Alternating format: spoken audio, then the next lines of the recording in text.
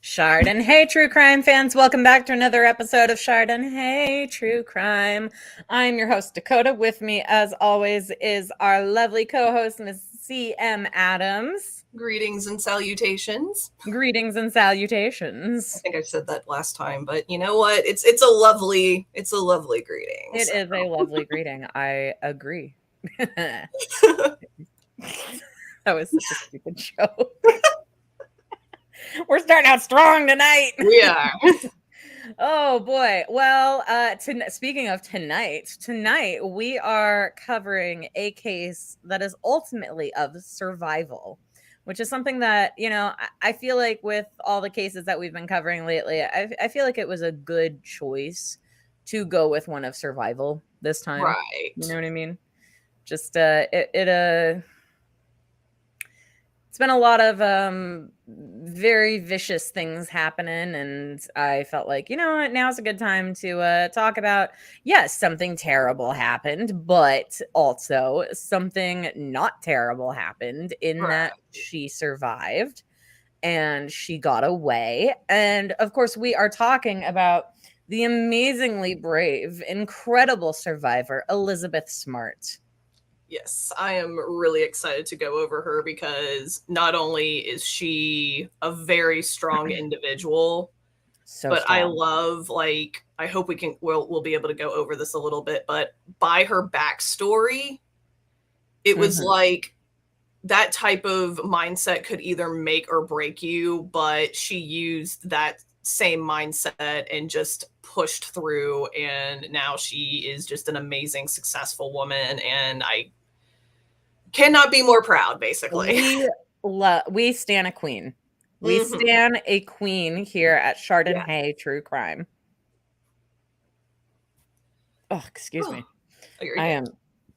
I like scarfed down some chicken masala before we started tonight. That was cool. I'm gonna make zucchini spaghetti tonight. So ooh, hell yeah. I love zucchini spaghetti. Okay, I'm coming over to your place. Yeah, hell yeah. We got plenty. Yeah, I'm gonna drive like 6 hours for zucchini spaghetti. Fuck yeah. You'll still be awake. I come from an Italian background, so we always make things in bulk anyway. So yeah, that's true. That's true. I mean, you'll be awake anyway. Right. We all know that you will be. Yeah. What is sleep? You wouldn't know. Nope. Right, I can sleep when I'm dead. Yeah, mood. All right. So before we get started, how was your week? My week was fantastic. I was struggling a little bit with a artist block, and I am ever so slowly getting back into the groove. It's just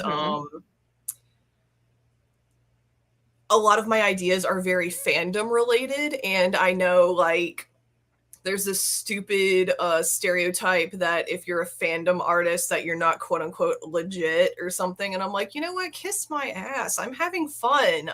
I'm doing what makes me happy. So yeah, and it makes me money. Fandom makes you money. I don't care what anybody says. You know what? I want to pick your brain about this sometime. So there is a lot of fandom art that will make you money, but it is illegal to charge for fan fiction. Thoughts? Huh? Really? Yeah. I mean, like, I do know, like, as somebody who's been absorbing fan fiction since, like, I discovered what it was, I know in the beginning of, like, the fan fiction world, there was a lot of legal trouble, especially with, like, the Anne Rice situation. And I was literally going to say, that was just from Anne Rice. Yeah, like, it's insane, you know? And to me, it's like... So is she. Or was. Well, yeah. Rest in peace, but, that still sucked, Rest in peace, our goth mother, but also you are a goth abusive mother. Right, yeah. Like, come on. The fandom's just having fun. Yeah, to me, like... Sorry your horny vampires didn't fuck enough for us. That's on you. Right.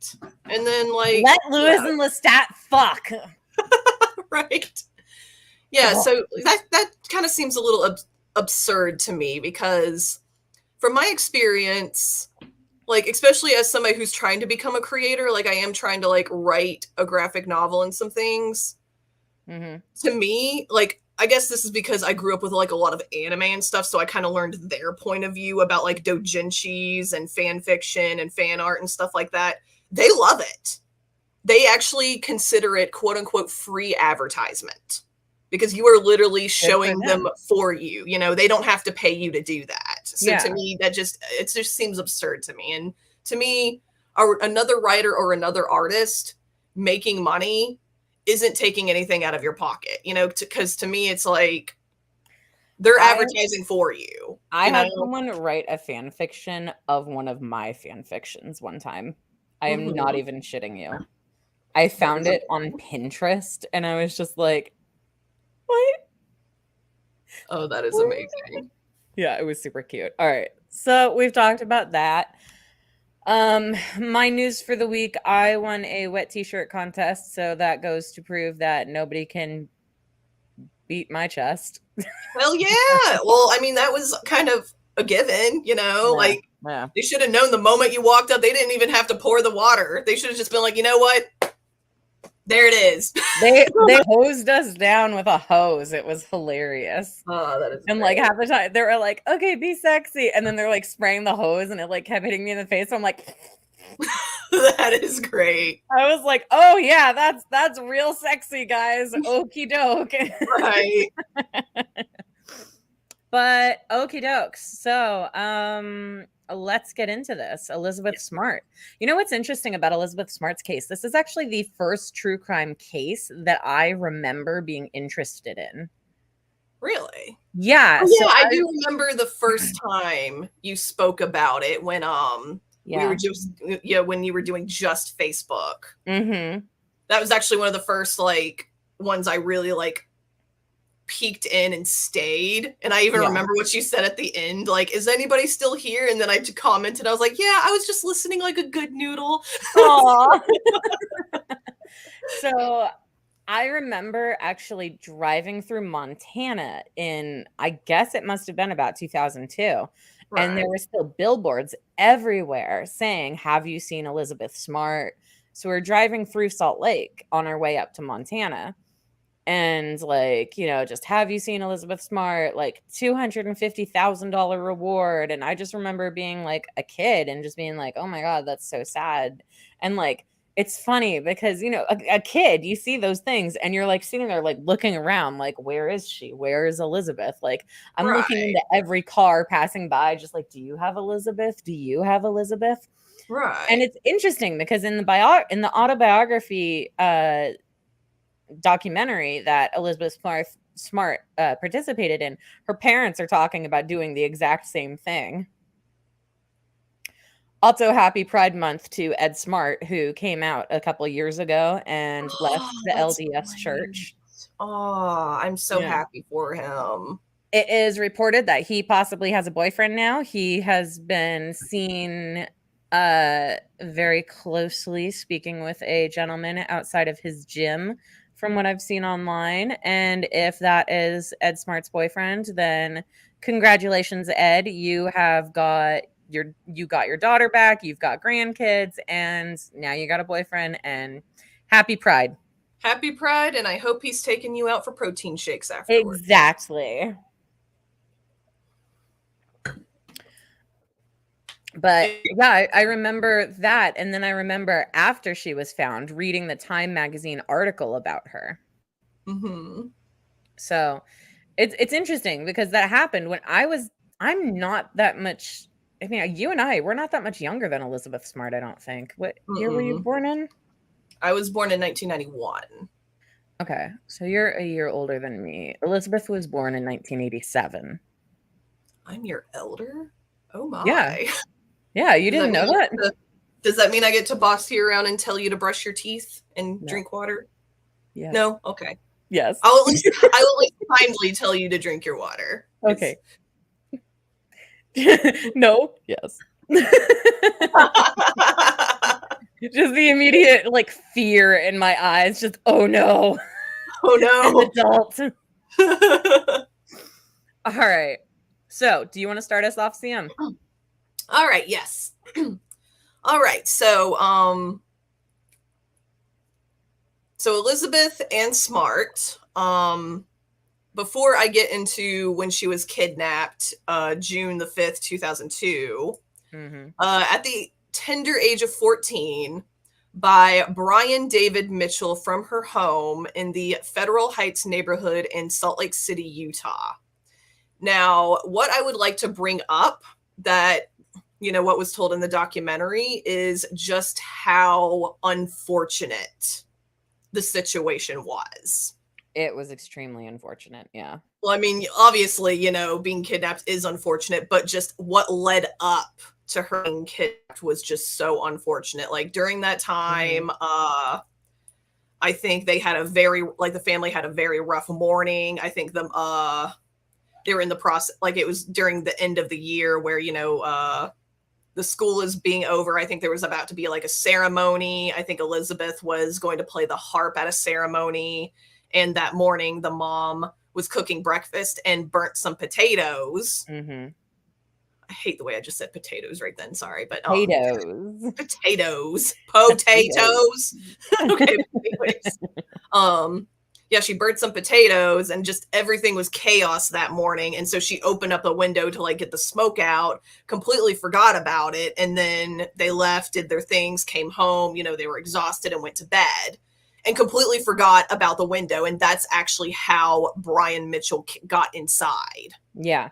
Just from that one little mistake. So even worse, literally the day before Elizabeth was kidnapped, her mother had lost her father. Like, it was her grandfather's funeral the day before she was kidnapped. Right, I do remember that. So it's like they're already grief-stricken. They're having to deal with all this stuff anyway. It's like you're having to mourn while still dealing with, like, kid situations and stuff. So it's pure chaos. It's like you can't hold that against them that they accidentally like how are you supposed to know that somebody's going to crawl through that window later, seriously. Especially in a safe neighborhood like that. Oh my god. And I mean, it's freaking Salt Lake City. This shit doesn't happen in Salt Lake City. It's all Mormons, including Elizabeth's family.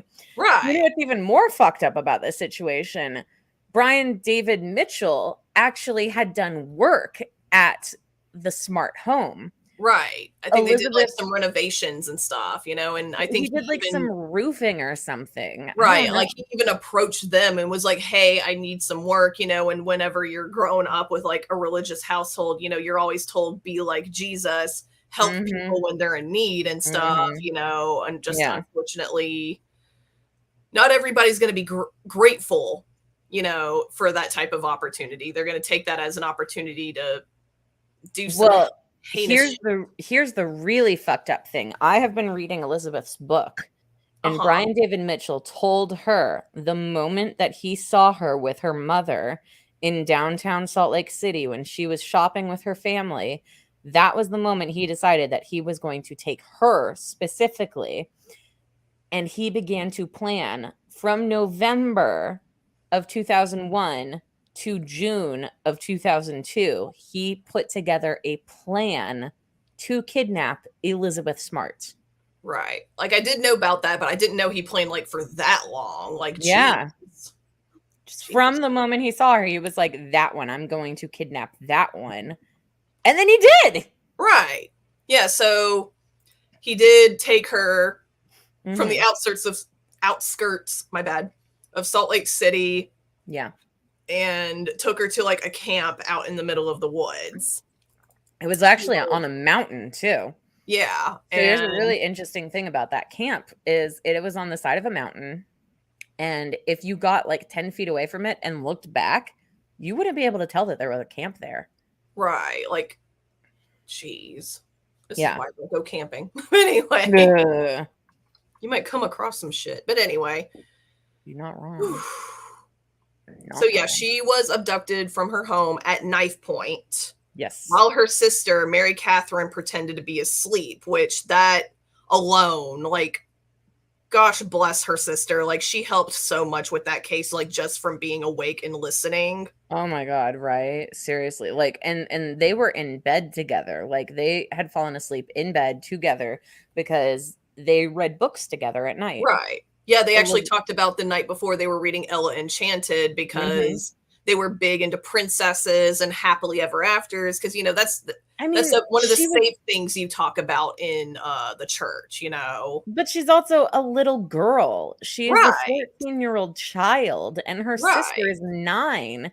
These are literal children we are talking Right. about. And So that's it's something like, that Elizabeth drives home in every chance she gets in her book.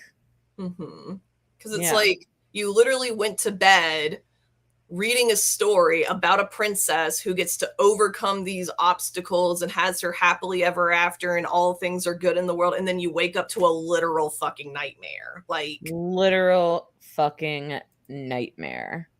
It is It's horrific. right. And Yeah. so in a way, I kind of feel like the fact that it was Ella Enchanted, because did you ever read Ella Enchanted? Oh yeah, I loved the book. I hated the movie. Yeah, I didn't really like the book. I mean, shit, the movie either. But Yeah. Sorry, my bad. I thought you Yeah, were so about to to say me, I it's didn't like really it's like the kind of book. I was about to be like, we are going to fight. no. I love the book, but Yeah.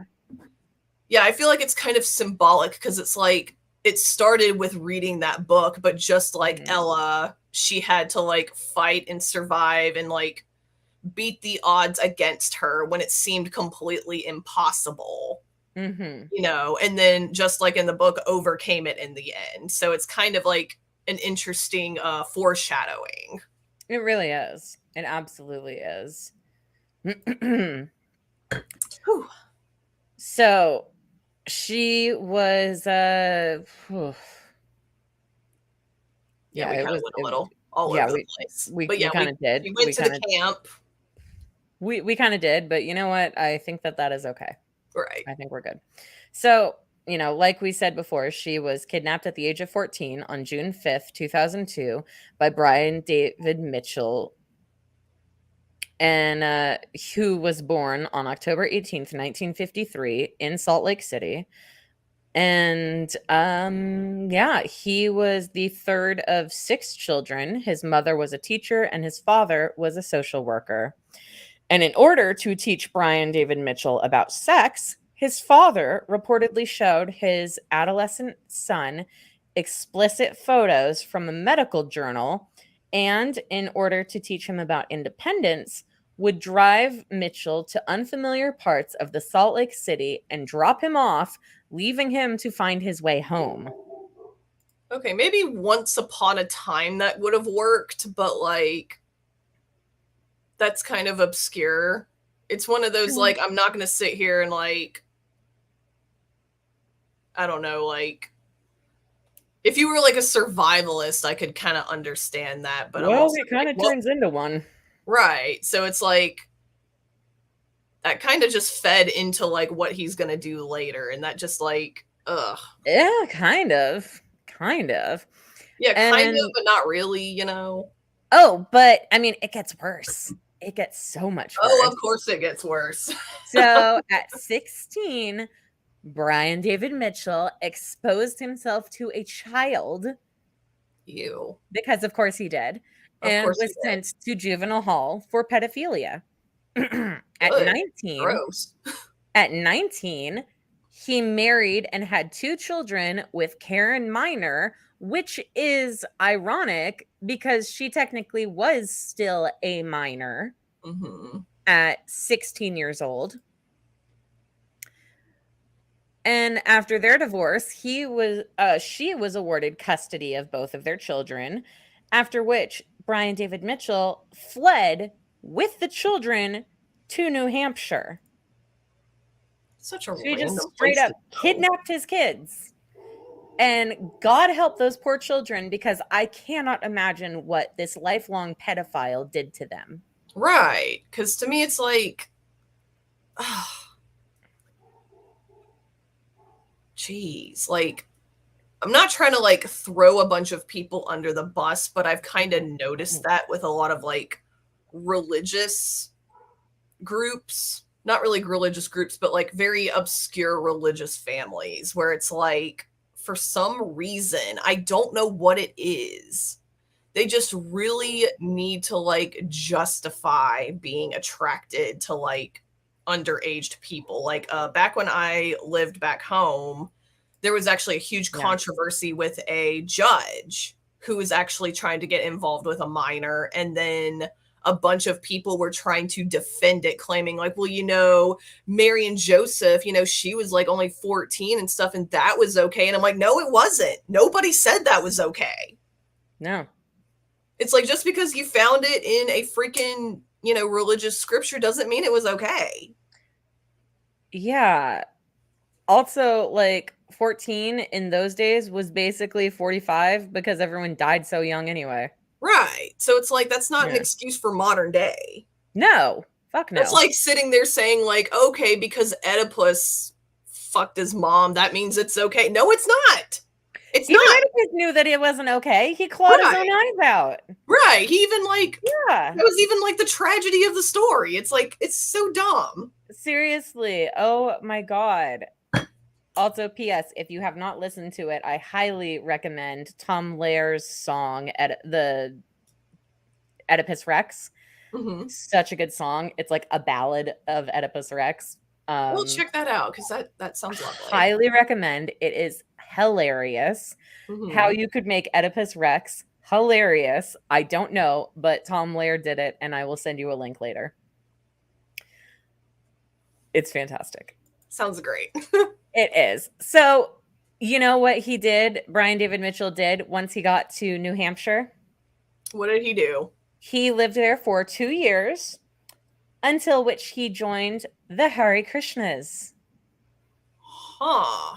Yeah. Why? No idea.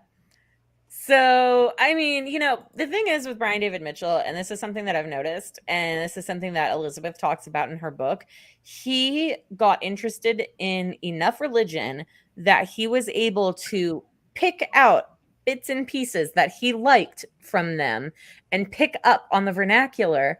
And then he was able to use that said vernacular to make people think that he was just some sort of religious wackadoodle.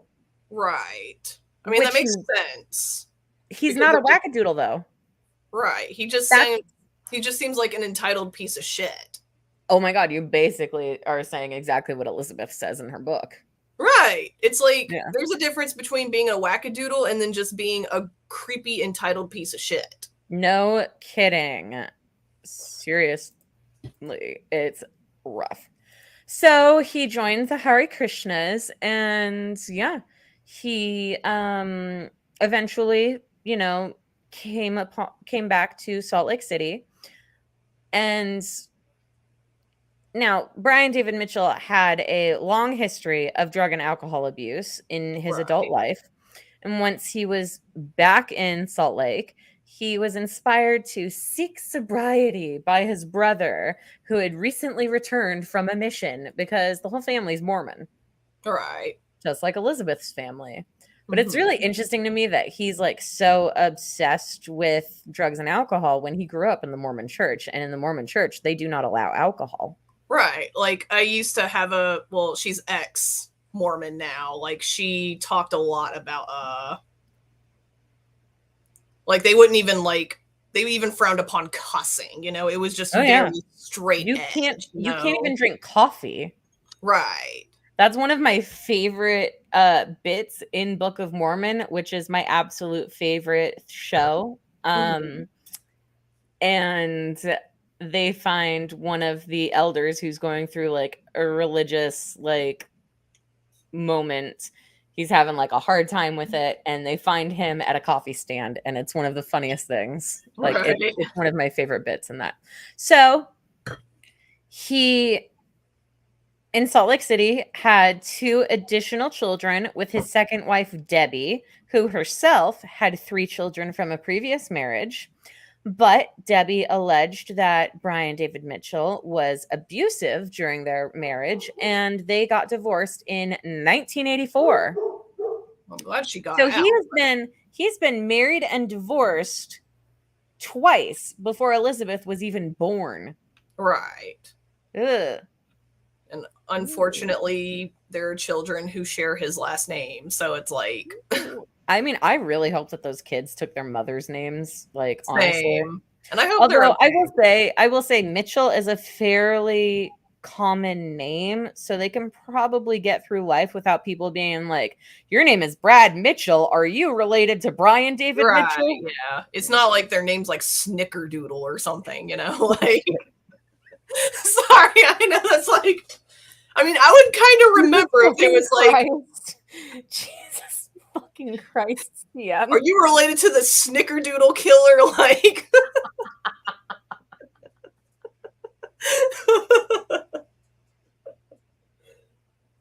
holy fuck. That just hit right, you know? It did. I was just not expecting that at all. I just love the word Snickerdoodle. That's all. I love the cookie. The cookie is delicious. It is a delight, and I love it. Anyways, so Snickerdoodle. Oh, that's bad. All right. So, anyway, after their separation, Debbie alleged that Brian David Mitchell had sexually abused their 3-year-old son. Now, the claim could not be medically confirmed, but his future visitations with his children were ordered to be supervised by the Division of Child and Family Services.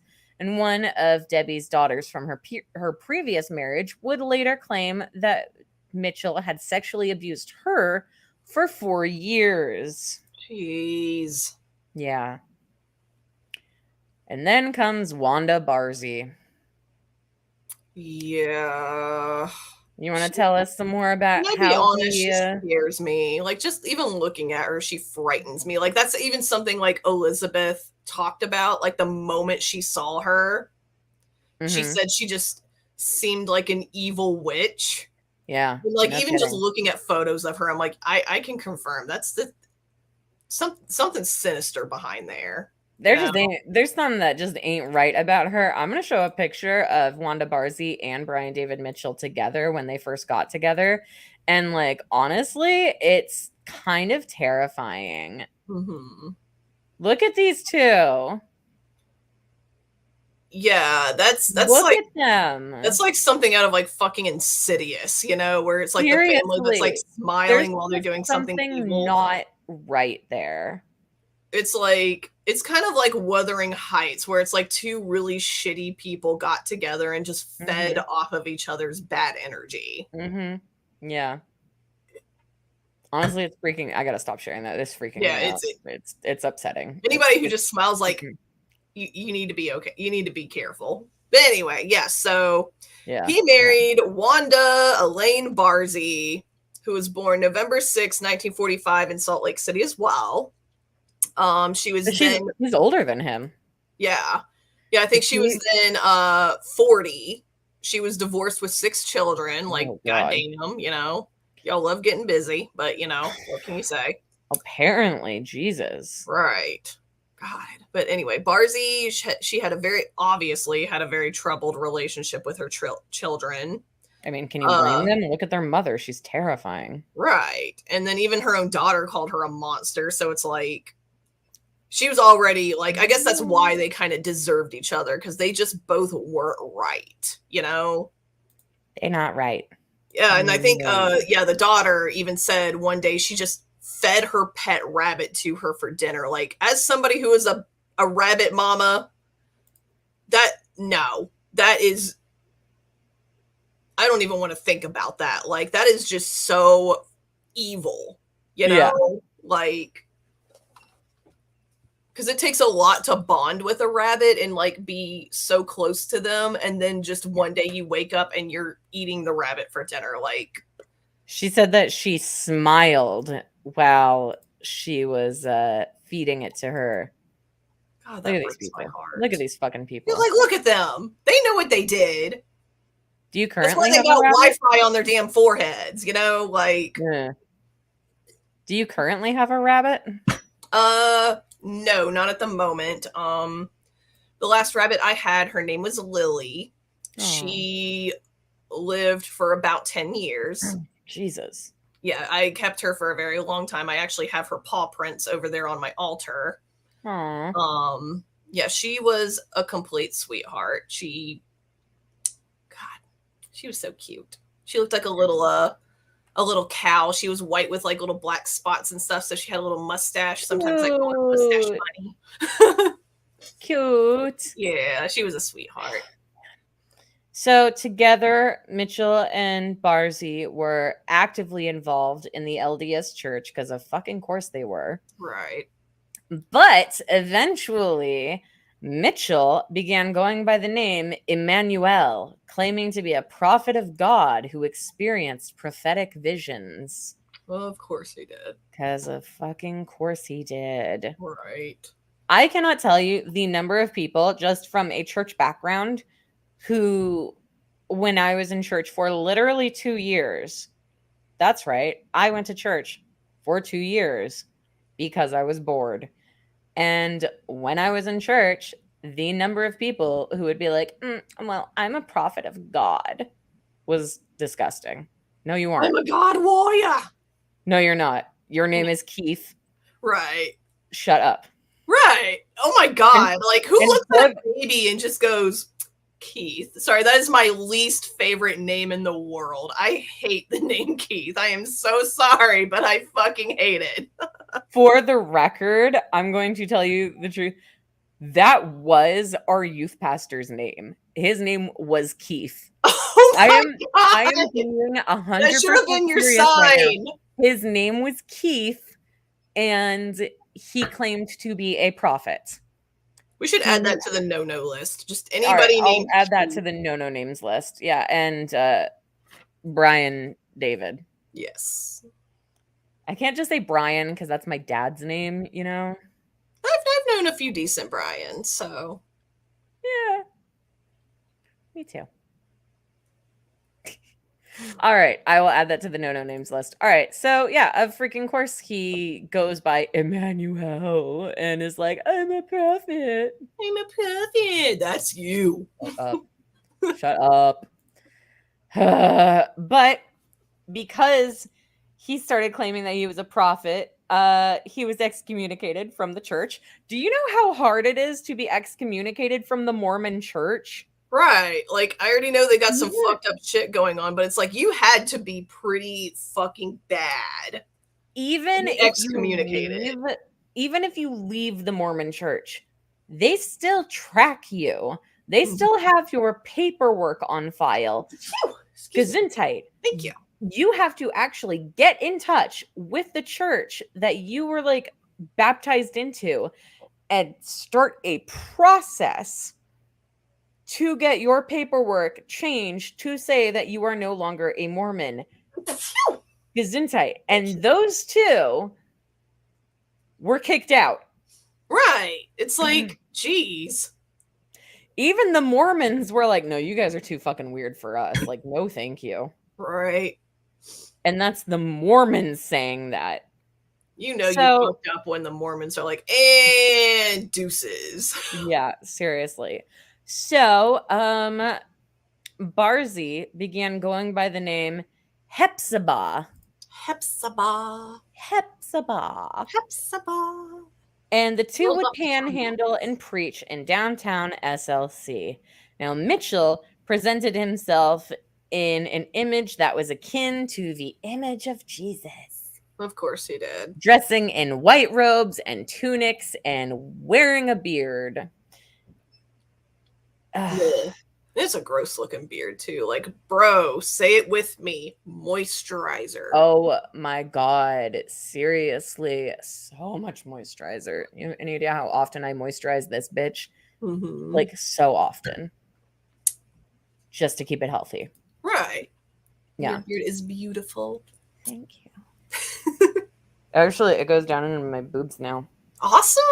Hell yeah. Look at that. It's like down there. And if I straighten it, it goes all the way to here. You get to do the philosopher, stroke the beard. Like, How many ways can we kill Brian David Mitchell? Right.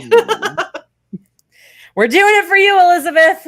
We love you, Elizabeth. We love a queen. We We love a queen. We stand. We stand a queen. All right. So why don't we start talking about what happened on the night of June 5th, 2002?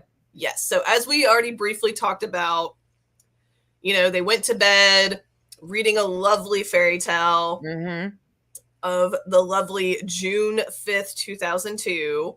Yes. Mitchell, from the screen where the window was open, broke into the home. He sliced open the screen. Yeah, he sliced open the screen with that gross looking knife. And he abducted 14-year-old Elizabeth from the bedroom that she shared with her 9-year-old sister, Mary Catherine, who was awake but pretended to be asleep, and later reported like everything that she saw. She was a big key element to to finding Elizabeth. Oh, 100%. It was, I mean, we'll get into it, but Mary Catherine is one of the reasons that Elizabeth was found for sure. Right. And then like kudos to her, because like the moment Elizabeth left, like they left the house, obviously it took her a second, because like she wasn't sure. It took her a couple hours. But then she left and immediately went to the family, was like, hey, she just got taken. We need to do something. So I will say it did take Mary Catherine about 2 hours to say anything, but this is a 9-year-old child who was in her bed with her sister, and her sister is taken by a man with a knife, and she hears the words, "I will kill your family." Right. Yeah. So it's terrified. She's 9, for God's sakes. Right. So it's like, it's already brave enough that you even stepped out. Like you could have just, so many people could have just waited until morning. It was like, oh yeah, by the way, but no, she did what she had to do, The first time she tried to leave her room, she got to the door and then ran back into bed. Right. And then she finally left. She wrapped her baby blanket. This 9-year-old still slept with her baby blanket. This is how much of a fucking child this is. And this is nothing against Mary Catherine. Right. But she finally ran to her parents' room and shook her dad awake and said, somebody took Elizabeth. Right. And then I do know like the dad woke up the brothers and stuff, and they started searching the house and everything. And the first thing they did was immediately call the police, once they realized, okay, this is serious, Yeah. And then they started calling family, just anybody they could get a hold of, so they could get the community to know hey, Elizabeth's been kidnapped, Unfortunately, that didn't work out so well for them because everybody came into the house. Right, yeah. And it contaminated the police didn't lock down the house. They didn't tell them, oh, no, you can't have people over right now.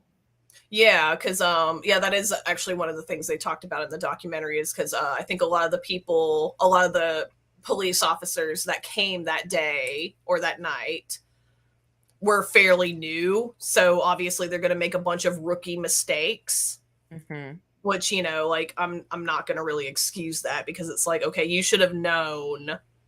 That's the first thing you do is don't contaminate the evidence, and they didn't say anything until hours later. Yeah. And at that point it was already pretty contaminated. Right. But anyways. So yeah. So a white man about the height of her brother, who was 5'8". This is her explaining what she saw to the police. Right. Yeah. Mary explaining what she saw. About 40 years old, wearing a light colored clothes and a golf hat. He was actually wearing black, but did have a golf hat. And he was about 48 years old.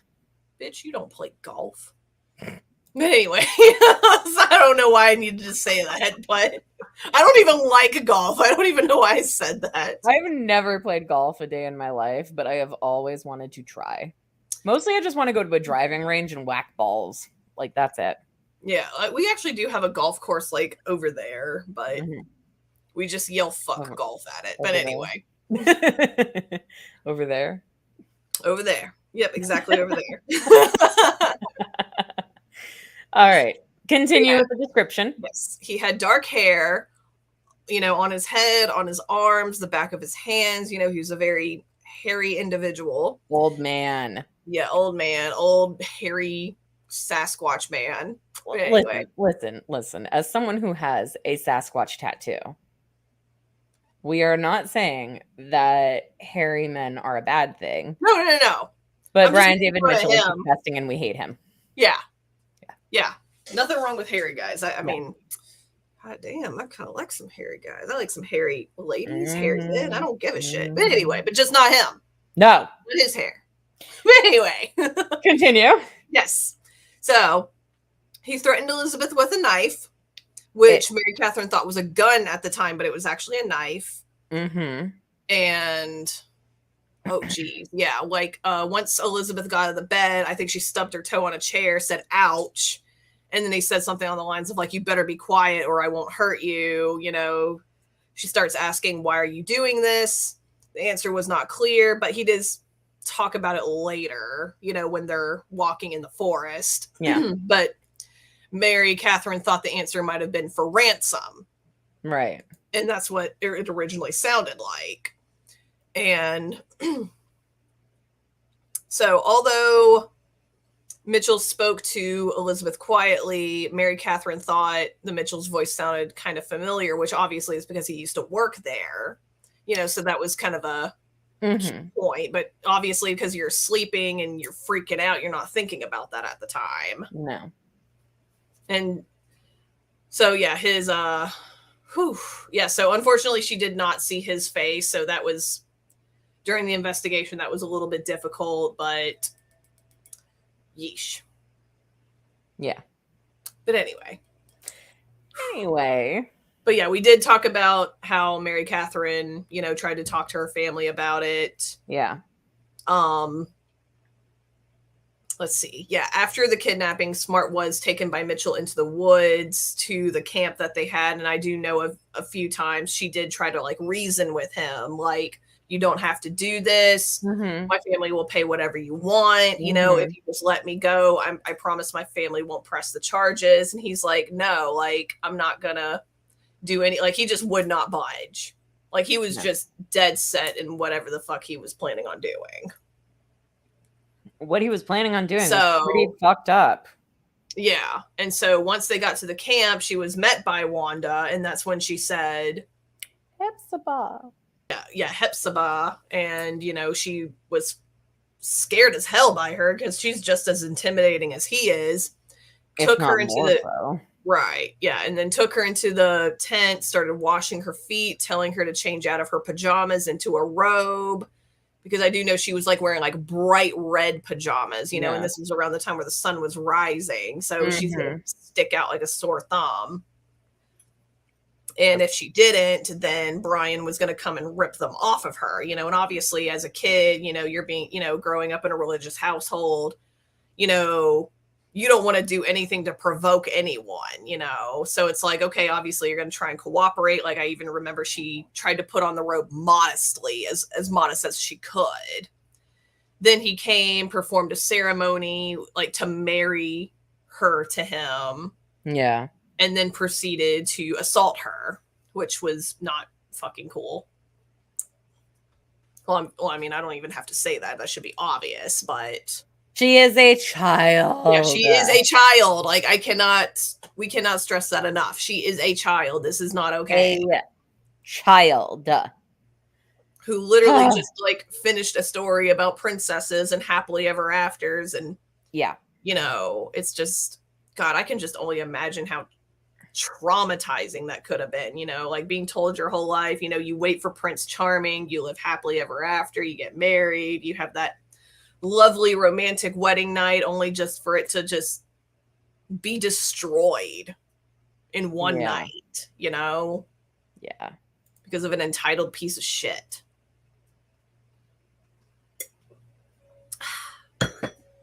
Anyway. Yeah, anyway. So he claimed that he was an angel, and he also told Smart that he was a Davidic king who would emerge in 7 years, be stoned by a mob, lie dead in the streets for 3 days, and then rise up and kill the Antichrist.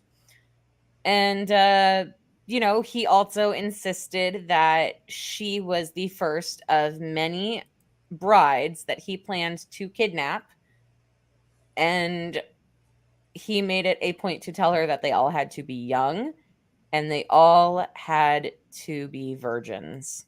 Of Yeah. course he fucking would.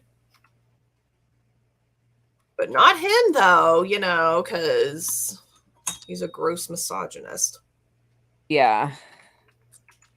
And I will drink to that. Oh, God, right.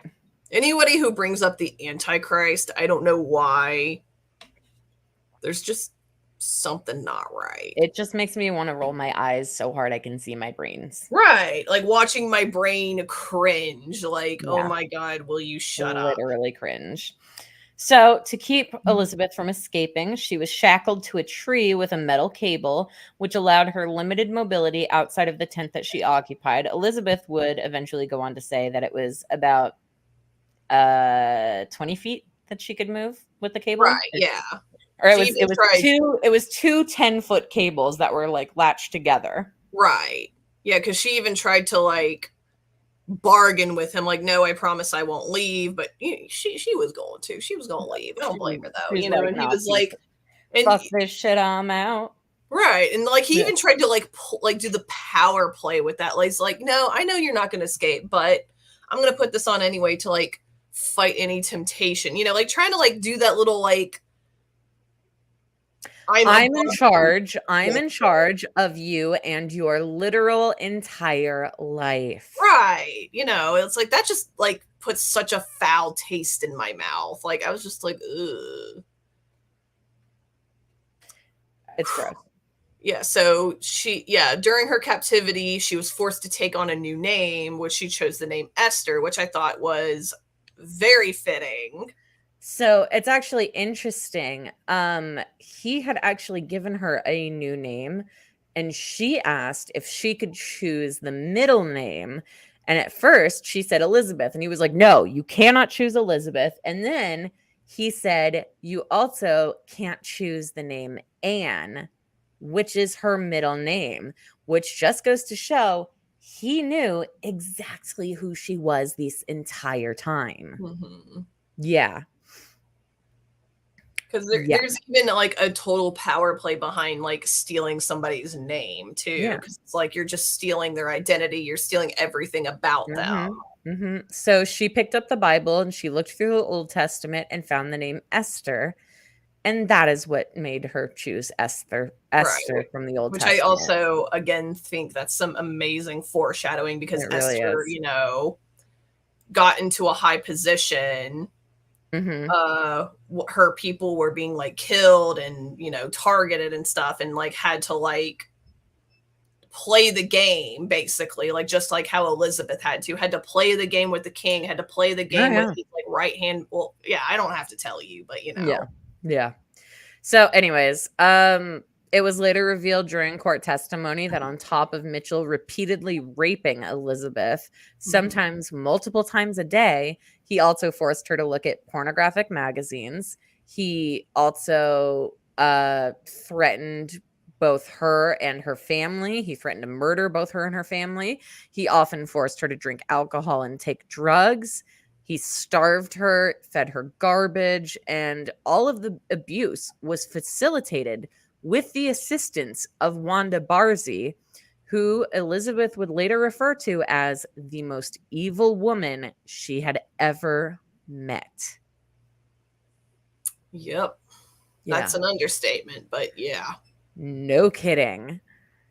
Now, as this is all going on, Ed and Lois Smart went on TV and pled for their child's safe return.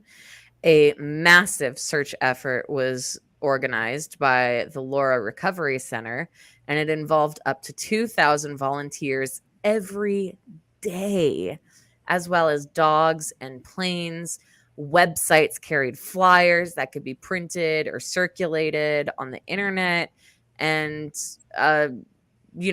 after many, many days of intense searching, the community-led search was ended. and the efforts were directed to other means for finding Elizabeth. Yeah, I think at this point, I do know they briefly talked about their dad, like the dad actually having a mental breakdown at one point and actually had to be hospitalized. They claimed that he was exhausted because he hadn't slept in 3 days. Right. So it's like he collapsed, had to rest, but then he did come back to make the plea for the television. Absolutely. Absolutely. Now, unfortunately, at this point, Mary Catherine's observations were of little use, and there was very little usable evidence found at the scene, like fingerprints or DNA, possibly because hundreds of people were traipsing in and out of the house while the cops were just standing by, like, so do we like have to provide our own coffee and donuts, or you guys I can just hear the music frolic, like, oh my god. Yeah, seriously. A search using bloodhounds was unsuccessful. The police questioned and interviewed hundreds of potential suspects, including a 26-year-old who was cleared after being located in a West Virginia hospital. And, you know, it's good that they're going everywhere, but like, y'all. Right. Now, there was the good side effect that the investigation did return several at-large criminals to prison, but unfortunately, Elizabeth was not found. Now, this is one of the most infuriating parts of this case, in my opinion.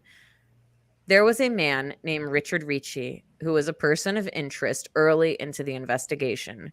Ricci was a handyman who had worked with the Smarts and who had some drug issues. Now, it's just like the Smarts. They were a wealthy family, and if they saw someone who needed help and wanted to work, they would hire them to help them because this is a good family, you know? These are good people. So he had been jailed on an unrelated parole violation, but the police just began pressing this guy and pressing this guy. And they continued to press him with so much intensity that honestly, they stopped looking elsewhere.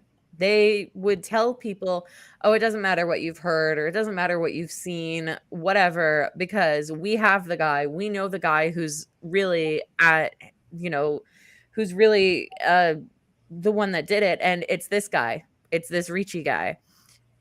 And he, unfortunately, after all of this pressure, died of a brain hemorrhage in August of 2002. Jeez. Like, even Mary herself, Elizabeth's sister, even said that's not the guy. Yeah. So it's like she was literally the prime, like, witness source. Yeah, source of evidence. And even she was like, this is not the guy. And it's like, the cops are like, okay, honey, we'll deal with it from here. Just, oh, yeah, you may have seen the guy, but we actually know that this is really the guy. Just, well, actually, this guy did it. So you go ahead and think that, sweetheart. Why don't you go play with your Barbies? Right. We're it's like, come let on. the men do the police work. Yeesh. Shut the fuck up. Right. Shut the fuck up. Or you could fucking listen to them. Like, yeah, seriously. So, you know what's really interesting is that eventually Elizabeth managed to convince Brian David Mitchell and Wanda Barzee to go into public on numerous occasions. Yeah, didn't they go to a party at one point? Yes, they did, actually. Hang on a second. I have pictures from that party. So there are a couple of pictures from that party. This picture is one of them where they were at this party and they were eventually asked to leave because Brian David Mitchell, aka Emmanuel, got too drunk and was being a dick. Yeah, like he was so like that's Elizabeth all of the absinthe and stuff. Like the guy in the middle, I do remember they did interview him. Mm-hmm. He had no idea. like what was going on. He had no idea that that little girl standing right next to him is literally Elizabeth Smart. Right. And he even like broke down during the interview, like, I have daughters. Like, if I knew, I would have said something. Like, I would have done something, you know? So it's like, I can only imagine like just the guilt. Oh my God. Seriously, that guy must live with so much guilt. I hope that Elizabeth has been able to reach out to him and be like, hey, it's okay. Like, I got away in the end. You know, I'm all good or whatever. But anyways, yeah, they would like go out to like dinners, and they would like go out to like parties and shit. It's fucking wild. Jeez. Yes. So let's see. I have another picture from the party if you would like to see that. Of course. And then I have one from a restaurant that they were for. Okay, I'm trying to find a bigger picture for the restaurant one. All right, I got it. This is going to be a good one. And we'll see if you can find Elizabeth. Well, I'm sure you'll be able to find them. But here is a picture from the party. Pull this up real quick. Yeah, it's this one. So this is another picture from the party, and can I just say, I kind of want to party with these people. Not the 3 in veils and shit, but the rest of the people, like that guy with the mohawk, I want to party with that guy. Oh yeah, they actually did say like in the documentary like that they party hard. Like I think they even brought like they called it a bootleg absinthe or something like that. And I'm like, shit, let me have some. They said that they had like fire dancers and shit there. Yeah, I'm fire like, dancers, yo, and burlesque and shit. I'm like, yo, that is like my scene. Let's go. Invite us. Come on, we'll have seriously a special episode. Seriously, speaking of which, still in the works for a very special episode. Yes. We are in the works for possibly a live episode, like more live than this, where we are in the same place filming on location at a very cool spot. Yes. So keep track of what we're doing. So all right, I'm gonna show you a picture of Elizabeth, Brian David Mitchell, and Wanda Barzee at a restaurant. It's like one of those like Golden Corral type restaurants. Yeah, because of course that's all they could fucking afford. Right. All right. So, can you find them? I'm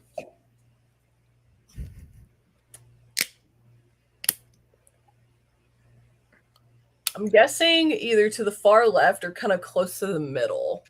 So they're kind of close to the middle. Okay. You see the guy with the white hat looking thing? Right.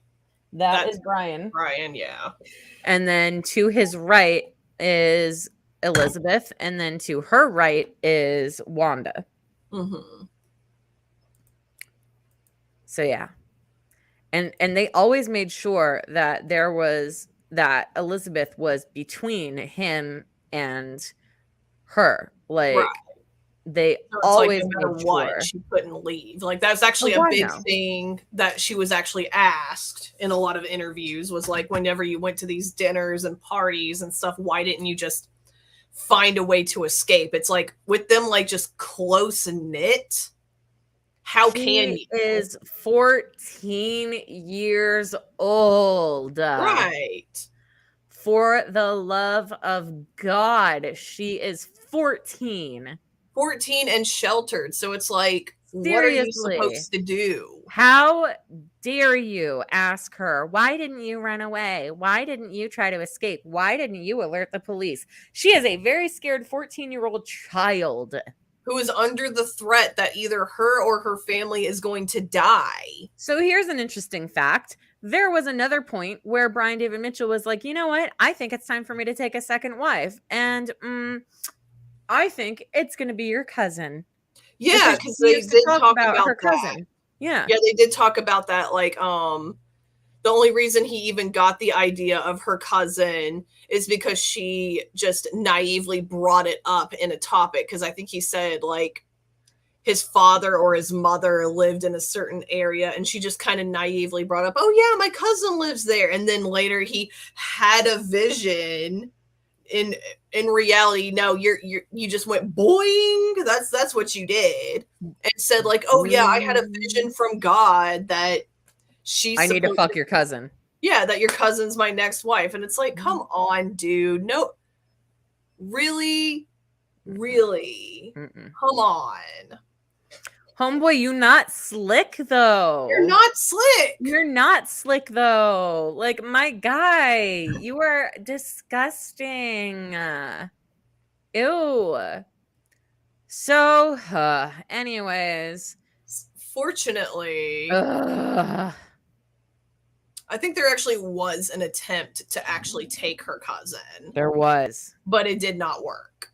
He cut the screen, same as he did at Elizabeth's, and the uncle found it the next day, or like he heard them outside or something, and they like took off into the night. Yeah, they actually had this thing where they put like picture frames around the windows. And I think by cutting it, it made it fall, so it made a loud sound, so they ran. Oh, that's right. They put pictures on the windowsills. Right. Yeah. And so they like heard it, and so they like scampered off into the night. And then when the uncle, I think it was Uncle David, something like that, he like came to investigate, and he saw that the window had been cut the exact same way that it had been cut at his brother's house. He called the cops and was like, yo, this is pretty sus. And the cops were like, it's really not that big of a deal. It was probably just kids. Like, yeah, they tried. And during that time, I think that's when their prime suspect, Richard Ricci. Yeah, Richard was in custody. So they're like, oh, it was probably just a copycat. It's like, no, or maybe that's the real fucking guy. Or maybe consider this, even if it is a copycat, what if they copycat and steal my fucking child, though? Right. It's like, do something. I'm just saying. It's like copycat or no, it's still a danger. It's still a threat. That's not a good thing. Oh, it's just a copycat. Yo, and what are you gonna do about it? Like, what if they like do worse things to my child? Right. So, anyways, in August 2002, around 2 months after Elizabeth was kidnapped, Brian David Mitchell devised a plan to leave Salt Lake City with Wanda and Elizabeth, possibly to Boston or New York. And to research potential places to relocate, Mitchell and Barzy visited the Salt Lake City Public Library with Elizabeth Smart. And there, they were noted by a librarian or a library patron due to their unusual styles of dress. Now, keep in mind, this is 2002. This is so soon after 9/11. Okay. It hasn't even been like a year since. Let me see. So June, July, August. Yeah, it's not even a year since 9/11 had happened. Right. Okay. So people are going to be pretty fucking sus of people wearing fucking like long robes and like veils and headscarves and shit. And I'm not saying that it is a good thing that happened. I'm just saying it happened. Okay. Yeah. Like it's not good to racially profile people or religiously profile people, in this case with Islamophobia. But in this case, it was like one of the rare cases where it was actually a good thing that the police were called, even though, like, I'll let you say the rest, but. Yeah. So, in this particular case, they had a reason to feel. The patron was convinced to call the police after looking closely at Elizabeth Smart's eyes. A police detective arrived at the library and confronted the three. However, he was deterred by Mitchell, who claimed that Elizabeth Smart was his daughter named Augustine Marshall, and that they were unable to remove their veils or garb on religious grounds. Now, when questioned by the police, neither Barzy nor Elizabeth spoke, and Mitchell stated that their religion prohibited women from speaking in public. Elizabeth would later say that Wanda signaled her not to move and that Brian David Mitchell gripped her legs under the table. And she later recalled the incident saying, "I felt like hope was walking out the door. I was mad at myself that I didn't say anything, mad at myself for not taking the chance. It was so close. I felt terrible that the detective hadn't pushed harder. He just walked away. That's just heart-shattering, because it's like, in a situation like that, there really are no winners, because it's like, you can't blame the detective too much, because there is the suspicion of 9/11, but also trying to be respectful. But then in Elizabeth's point of view, she feels like somebody should have pushed, but then also blaming yourself for not speaking up and saying, hey, I'm the victim you're looking for. Like, in just that situation, there really are no winners. Like, there is no way it could have worked. Listen, I personally believe in absolute religious freedom, 100%.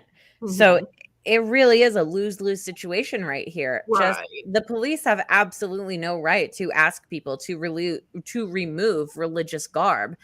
However, I will argue that the police should be informed on different type of religions, and I believe that they should, ask a couple of questions and just be like, so what religion do you follow? Like, what are some other rules of your religion? Like, things like that, like, tell me more about your religion. And if it comes out sounding like a crock of bullshit, where Brian David Mitchell is sitting there going, well, my name is Emmanuel and I'm a prophet. And actually, these are my 2 wives and I have sex with both of them.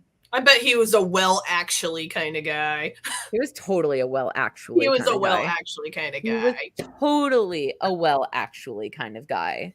Yeah, that's kind of like, I do absolutely agree that there needs to be more education on different religions and stuff, because that will help with situations like that where somebody can say, oh, well, for religious reasons they can't do this, and it's like, okay, what religion is this? Where does it say that this is acceptable? Because I've read on Islam and that's not the case at all. So what exactly do you believe? What do you call yourself? It's like when people say this is a service dog, then you can say, okay, what service do they provide for you?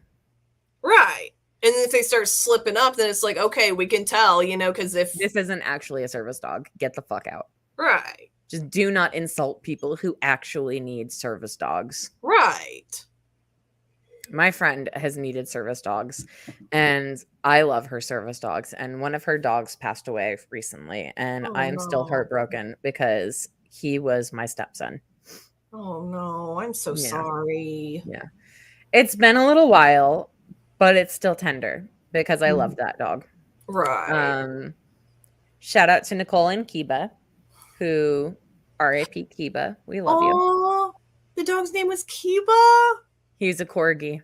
Oh my God, that's so precious. I'll send you pictures. He was the cutest little fucker ever. So anyways, they leave Salt Lake. They moved to San Diego for a minute, where they held Elizabeth in an encampment in a dry creek bed in Lakeside.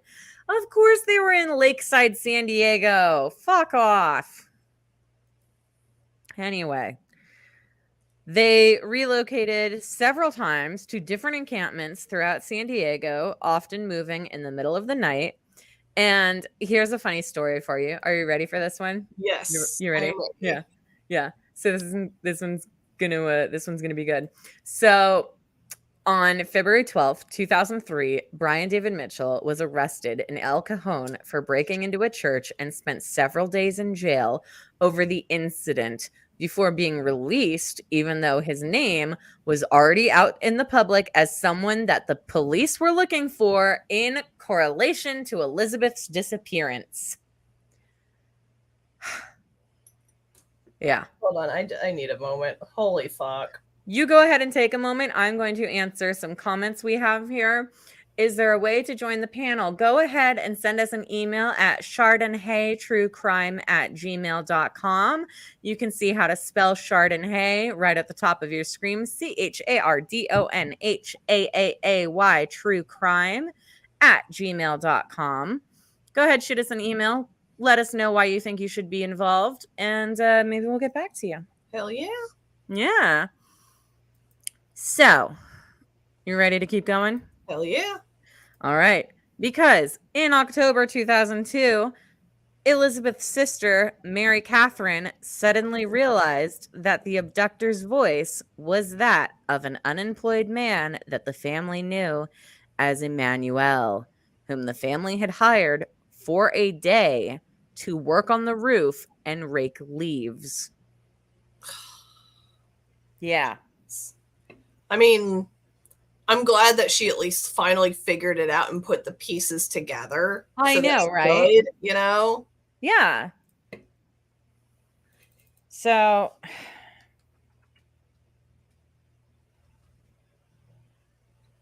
yeah, the police were skeptical because of the short time that Emmanuel worked for the family, and just because the short time that Mary heard his voice, you know, it just kind of, a lot of the things, you know, just didn't add up, you know, but at the same time, this has been like months, you know, and when traumatic things happen, I think this is something that a lot of, especially during this time in the early 2000s, people didn't realize that when traumatic things happen, a lot of the information that happens comes in later because your brain has it totally to, does. yeah, the brain, in order to keep you from going insane, boxes it up in the back. So then gradually, as time keeps going, it starts slowly coming back to the front, or there is just something like a memory, a smell, something that just flings that box open, you know? Yeah.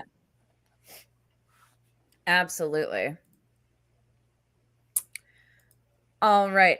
Thank you for your email. We will read that and get back to you in the next little while. It will not be tonight because we are already a little bit over our time, but we will let you know about any upcoming episodes that we may need a guest for. So, oh God. So eventually,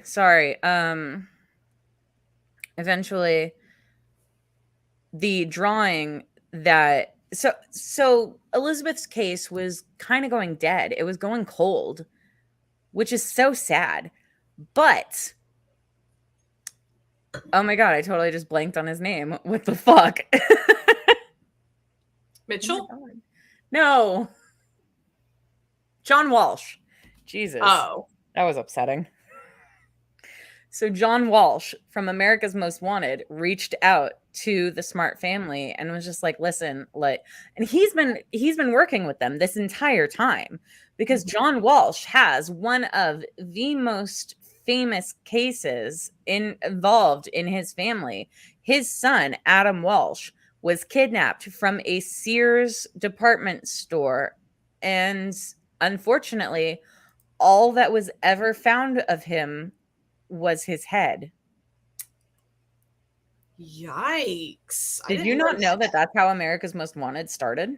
No, I did not. Like, oh, yeah. To be honest, I was fairly young when I discovered America's Most Wanted. So that's... Oh my God, that show traumatized me as a child. Oh yeah, I same. swear to God. So there was a case that traumatized me. Just it was in my head for years, and it was the orange socks case. It was a body that was found under a freeway overpass, who was completely nude except for a pair of orange socks. And I was like 9 when I saw that, and it traumatized me. And we're actually going to be talking about that case a little bit when we get into our Henry Lee Lucas series. Nice. Well, I mean, not nice that it happened, but, you know, nice that we'll be getting into it. Actually, we'll be getting into the Adam Walsh case a lot more in that series as well, because it is believed that Otis Toole was the perpetrator of the Adam Walsh kidnapping and murder. Oh my. Yeah, but we will get into that later. Anyways, so John Walsh has been communicating with the Smart family this entire time, and he, says to Ed, he goes, Ed, listen, like, I need you need to give me something. You need to give me anything. I can't do this without you. Like, we can't keep Elizabeth's case alive without you. And so eventually the family, who has been told by the police not to release the name Emmanuel or the sketch, give it to John Walsh. And they're just like, fuck it. fuck the police. They're not doing anything. Like, fuck it. So they give the sketch and the name to America's Most Wanted. And are you ready for this? Yes, I am ready. Brian David Mitchell's family saw the pictures on America's Most Wanted and reached out to the hotline and said, "We know who you're looking for." Oh my gosh, his family snitched? This is his real name. His name is Brian David Mitchell. He goes by Emmanuel. He is fucking wackadoodle crazy. Oh my god. Yeah. I knew you would like that. Crazy. Mm-hmm. I knew you would love that. Like that's kind of like going back to like the Gypsy Rose case where it's like even the family knew that they were fucked up. It's like, no, let's turn them in. Fuck it. I don't care, you know? Yeah. Exactly. Wow. Mm-hmm. That is mind-blowing. Mm-hmm. So, on March 12th, 2003, Brian David Mitchell was spotted by a woman and a girl in Sandy, Utah by a couple who had seen the photos of Brian David Mitchell both on the news and on America's Most Wanted. And it was actually multiple couples, like driving down the street, kept seeing them and was like, that's that fucking guy from the TV. Like, right. I remember there was like one couple that like the husband was like, it's none of our business. Don't worry about it. And the wife was like, if you don't pull over this car right now, I swear to God, I will divorce you. I will fucking throw you out. And the guy was like, okay, fine. Right? Like, that's how it should be. Yeah, seriously. It's none of our business. It's just a kidnapping victim. It's only Elizabeth Smart. Fuck you, guy. Right. Fuck off. That makes me wonder, what are you doing? Just Elizabeth Smart. Okay. Yeah. So here is the funny thing. So Elizabeth. All right. So I can't find actual pictures of like what she looked like in this disguise that she was in, but there's some pictures from the Hallmark movie. They make Wanda Barzee look like way young, and it's kind of funny. Like, she does not look like she actually does, but here is basically the exact outfit that that Elizabeth was wearing, and the like wig and everything that she had to wear while this was happening. I shit you not, that's her in the middle, or what's supposed to be. It's from the Hallmark movie about her. Right. Why did they make Mitchell look like they look like they're a part of House of a Thousand Corpses? Like, I was gonna say the Manson family, but since the Manson family was very heavily in the inspiration for House of a Thousand Corpses, you are not wrong. Right. Because I'm sitting here like, oh my God, that's Otis. That is Otis. That is, oh my God. Yeah. Although I will say in House of a Thousand Corpses, he was still albino. Oh yeah, that's true. Yeah. That's true. But anyways, so yeah, Fish Elizabeth, boy. I am sorry. Sorry, I had to. But anyways, I get it. So Elizabeth is wearing a dirty pair of jeans, a shirt, a gray wig, and she said it was the most uncomfortable polyester wig that she had ever seen in her life, and it was so unrealistic looking. And when she put it on, it looked like she was wearing a wig.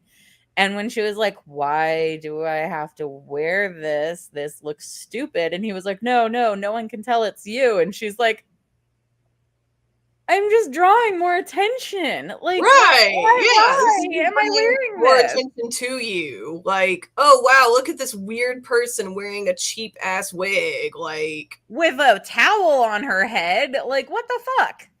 Yeah, I'm gonna turn around. I'm like, you look like a spoon. Seriously.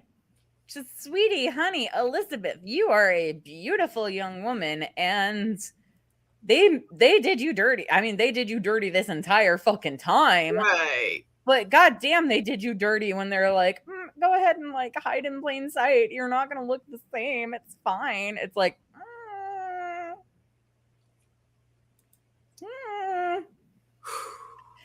So anyways. Yes, fortunately she was recognized. Yeah, well, I mean, she wasn't recognized, well, but they not were recognized at that time, but eventually she was recognized. Like, okay, this is who we've been looking for. So eventually, the cops come and they pull over these 3 fucking wackadoodles, and they're like, "Hey, the fuck?" And they're like, "You're Elizabeth Smart," and she's like, "No, I'm not." And they're like, "Yes, you are," and she's like, "No, I'm not." Yeah, no, I'm not. I totally don't want to get the fuck out of here. I'm not Elizabeth Smart. Get me out of here.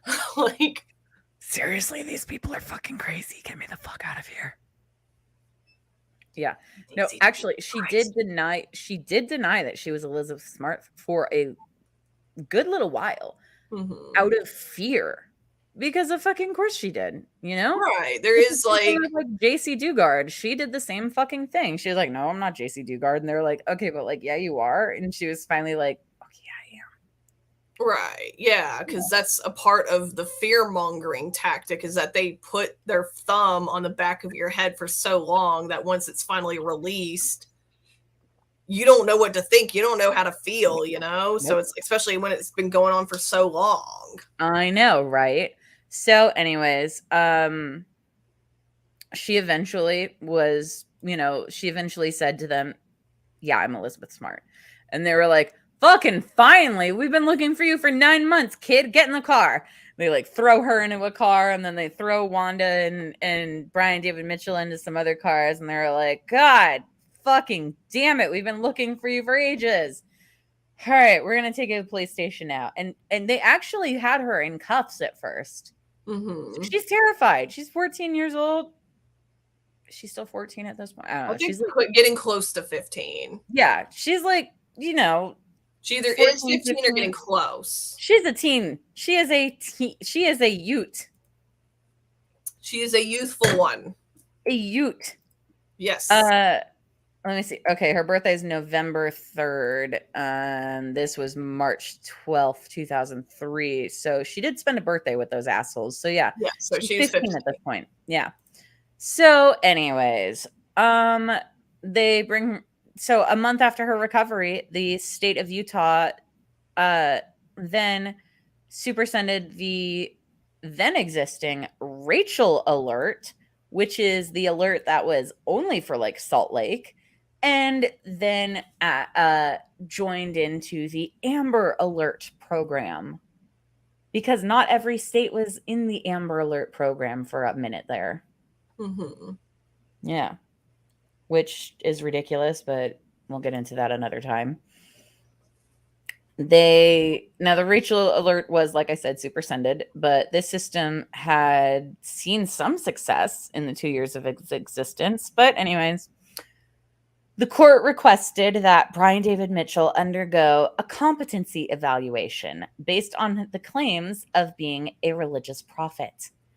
While waiting for his evaluation, he was incarcerated at the Utah State Hospital, and Dr. Stephen Golding, a psychologist hired by the defense, distinguished between zealous belief and delusion and concluded that Mitchell's beliefs transcended zeal and were, in fact, delusion. Elizabeth has spoken out and been like, "That's bullshit. He is a fucking liar. Fuck him in the ear." Elizabeth did not say that. I am adding it for dramatic effect. Right. Because fuck him in the ear. Yeah. Because it's like, especially when people are like deeply religious and stuff, it's like there is, like, just looking at the hardcore facts, there is a bit of delusion to it, but they are mentally sound to know that they are grounded in reality and what they are doing is wrong. He's not delusional. He doesn't think that he's actually a prophet.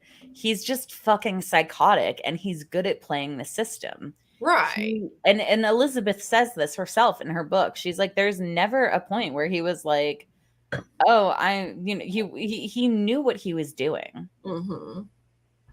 He was just He entitled. absolutely. He was power hungry. He Oh my wanted to God. feel important. He's fucking crazy pants is what he is. Right. And in order to feel powerful for him, this is just my humble opinion. When it comes to weak individuals, they punch down. Mm-hmm. So it's like, of course, they're going to find people who can't fight back because that makes them feel powerful. Yeah. And that's not delusional. That's just, you know, how they are. Mm-hmm. Absolutely. So Yeah. it was why don't you tell us more about Golding's opinion? Yeah, so his opinion was that Mitchell was not competent to stand trial as a result of these delusions, which, you know, I heavily disagree with, which I think we all heavily disagree with. I mean, it's like Dr. Henry Lee being like, OJ never could have killed Nicole. Fuck you, Dr. Lee. Right. So the court, however, superseded Golding's opinion and found Mitchell to be competent in 2004, which was, you know, good. Mm-hmm. Plea negotiations subsequently began between the defense of the prosecution. The defendant was willing to plead guilty to the kidnapping for a 10-15-year sentence on the condition that Smart would not testify, which, gee, I wonder why you would want that, you know? Huh. Wonder what that's about there, Brian. Right. Like, come on now. Why don't you want okay, Brian David Mitchell, I am the prosecutor. I will be asking the questions here. Why don't you want Elizabeth Smart to testify? Because she's gonna call me out on my shit and I don't want that. What shit are you talking about, sir? I did a lot of fucked up shit and I don't actually want to own up to it because, you know, I'm entitled and I'm a misogynist and I want to feel powerful, you know? So are you saying that you seek power over younger women? Fuck yeah, but I don't want you to get to my face, you know?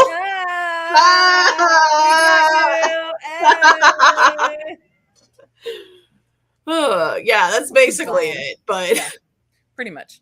Yeah, so the prosecution refused to drop the sexual assault charges, which was good, and no agreement was reached. Yeah. It's like, how are you going to deny that? It's like, you know you did that. Do you know how long this fucking case took? It took like 7 goddamn years. I swear to God. That's all 7 goddamn fucking years. And, you know, we have a lot of notes here about all of the shit that happened during those 7 years. But I'm going to be perfectly honest with you. I don't think that's important. The important part is that, yeah, it did happen. And no matter how much manipulation or gaslighting you try to do, no, it happened, you know? It did happen. And it's like, that's not whatever you eventually went to. The case eventually went to federal court.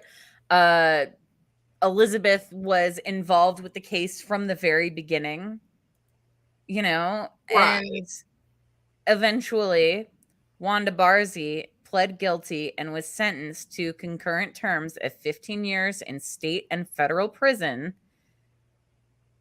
And unfortunately, it took Mitchell's fucking case almost 8 years to come to court.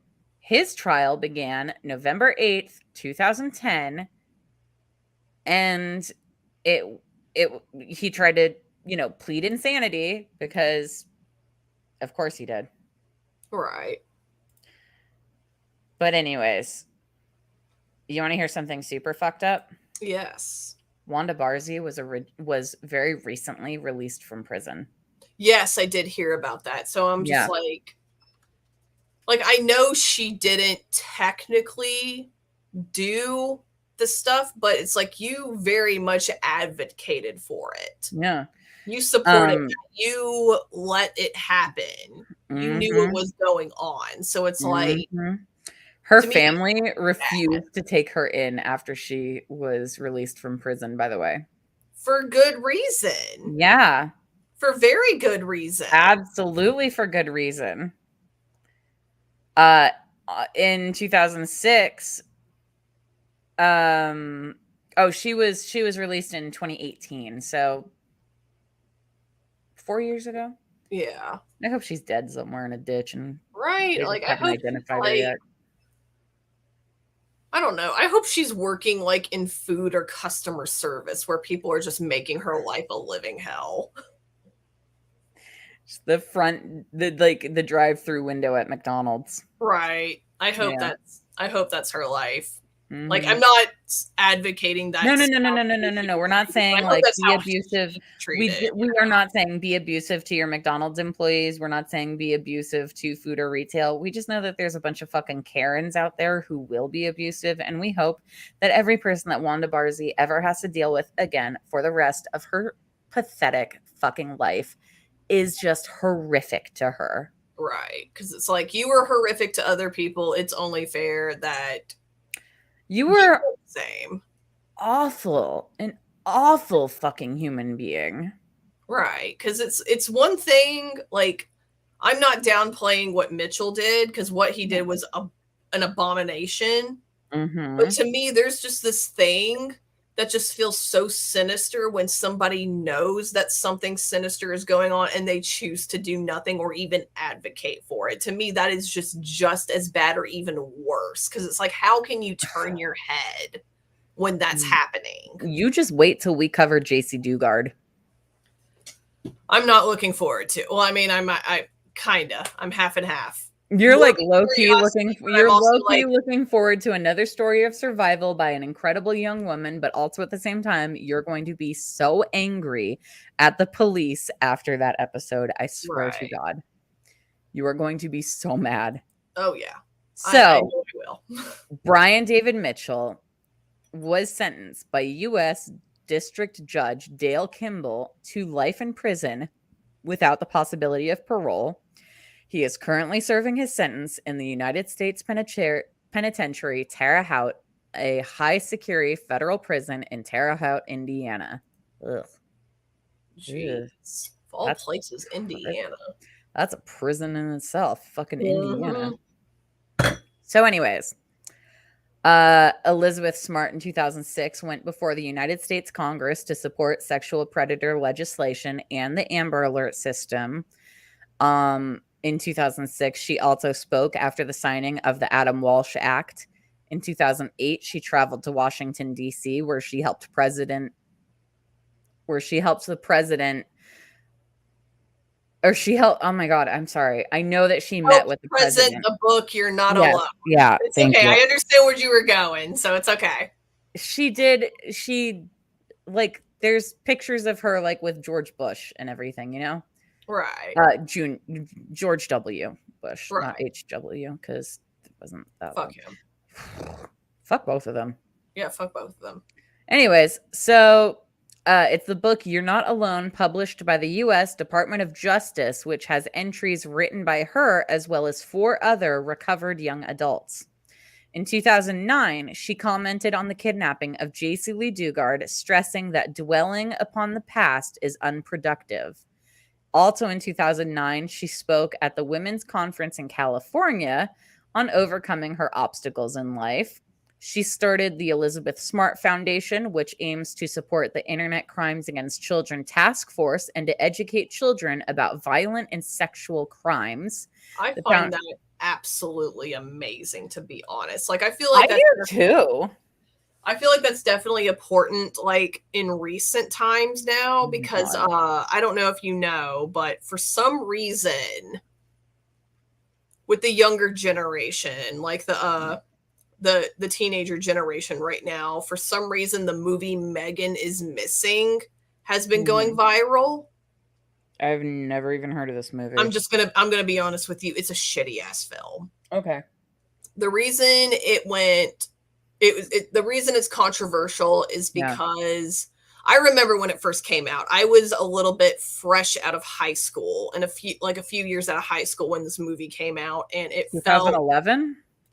Yeah, around 2011, around 2012, kind of somewhere around that area.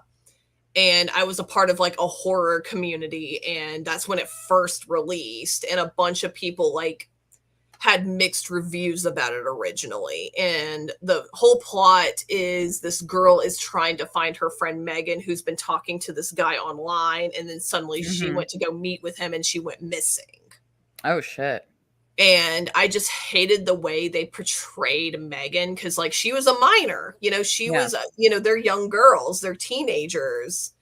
And I hate the way they like the director tried to claim that this was like a cautionary tale. Like claiming like, you shouldn't be talking to people online, you shouldn't be meeting up with them and stuff, but it was just handled very gross. That's all I can say. Because I don't want to get into too much detail about it because, I don't want to like stray away from the original topic, but I feel like really interesting. It was originally marketed as an educational film and it was banned in New Zealand. Because to me, it's like that shouldn't be an educational film because there's like an assault scene that went on for like 3 to 5 minutes. Michael Goy, the writer, director, editor, and co-producer. This is having The Room all over it. Like, settle down, Tommy Wiseau. Anyways, so he based the film on a series of real-life cases of child abduction, and Mark Klaus, the founder of Klaus Kids Foundation, notably endorsed the film. Now, if you are not familiar with who Mark Klaus is, Mark Klaus, I believe, is the father of Polly Klaus, the murder victim from Petaluma, California. When she was 12 years old, was kidnapped at knife point during a slumber party at her mother's home and was later strangled by Richard Allen Davis. And she's one of the reasons that we have, it's one of the alerts. Not the Amber Alert, but it's one of the alerts. One of the alerts, gotcha. What the fuck is that alert? Hang on, I'm trying to find it. I will say there's a lot of mixed reviews about how Megan is Missing is taken. Like, some people kind of took it as like a black and white thing. Some people took it as cautionary tale. It really depends on the person. Yeah. So to me, it's like, I feel like it's way more important that Elizabeth Smart, her foundation. The APB. Sorry. I needed to find it. It was the APB. No, you're good. The All Points Bulletin. Yeah, so to me, it makes more sense that Elizabeth Smart, who is an actual victim of these things, would talk about these things and educate the public on it. Like, if she were to make a film, I'd be all about it. Well, she apparently is totally okay with the Hallmark movie that was made about her case. Oh yeah, like I did see that. I haven't watched it yet. The set and everything. I haven't watched it yet either, but I kind of want to. Yeah, we can watch it together and we can, figure it out. I'll stream it on our Discord server. Oh, that'd be great. Yeah. If you haven't joined us on Discord yet, you can go ahead and get access to our Discord server for just $1 a month down below at our Patreon, patreon.com/ChardonnayTC. Like I said, we'll be streaming true crime movies on our server. It's going to be great. Anyways, on July 7th, 2011, it was announced that Elizabeth would work as a commentator for ABC News, mainly focusing on missing persons. I know that she's been working with like True Crime Daily. Mm-hmm. She's also been working with Chris Hansen. Well, yeah, I think Chris Hansen's the one that does True Crime Daily. Oh yeah, that's right. That's right. I don't know why I forgot that. Shout out to Chris Hansen. You're a great guy. We'll talk about that later. Oh, well, I mean, we'll figure that out. Yeah. We'll talk about that later. I'm probably speaking out of ignorance. So, You're great To Catch a Predator. Yeah. But we'll talk about that later. Okay. Yeah. You're great for To Catch a Predator. This episode has gone on for almost twice as long as it needed to. But you know what? I don't care. Yeah. So,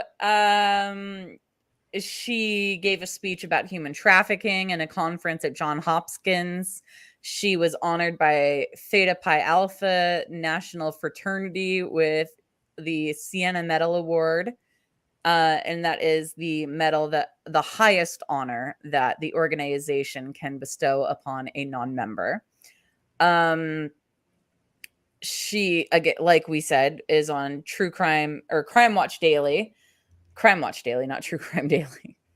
That's just what I call it in my head. Anyways, so this is one of my favorite things that Elizabeth has done. She called out Nancy Grace on her show when Elizabeth was helping with the Adam Walsh bill, and Nancy kept bringing up what she was going through, and Elizabeth gracefully says to Nancy Grace, the Nancy Grace, I don't know what you're talking about. I think that this, that, and the other, therefore they're guilty because I have my opinions. Mm-hmm. Fuck you, Nancy Grace. Anyways, she says gracefully to Nancy Grace, I'm really not going to talk about this at that time. That's not something I really want to look back at. And I really, to be frankly honest, I really don't appreciate you bringing this up. To which Nancy Grace had the audacity to say, "Oh, I'm sorry, dear. I thought you'd be willing to speak up for other victims. But you know what? I understand." Oh, hell no. Fuck you, Nancy Fuck Grace. that shit. Fuck you, Nancy Grace. Fuck you. Are you kidding me? Fuck you.